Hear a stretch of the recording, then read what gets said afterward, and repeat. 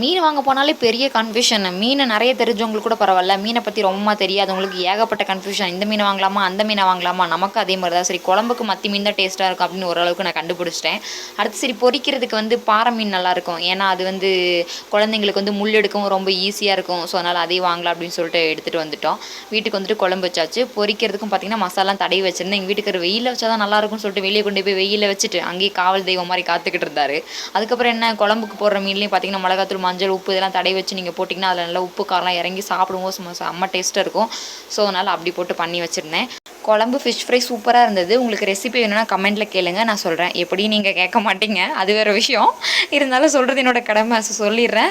அதுக்கப்புறம் பார்த்திங்கன்னா எல்லாமே சாப்பிட்டு வேறு லெவல் செம்ம டேஸ்ட்டாக இருந்துச்சு. எல்லாமே சாப்பிட்டோம், சூப்பராக இருந்தது. சாதத்துக்கு மீன் குழம்பு ரொம்பவே டேஸ்ட்டாக இருந்தது. நாங்கள் கம்மியாக தான் மீன் வாங்குவோம், ஏன்னா நாங்கள் எல்லாம் சாப்பிட்றது கம்மி தான். ஆனால் ஆசைப்படுறது ரொம்பவே ஆசைப்படுவோம். Okay, tata, bye bye, thank you for வாட்சிங்.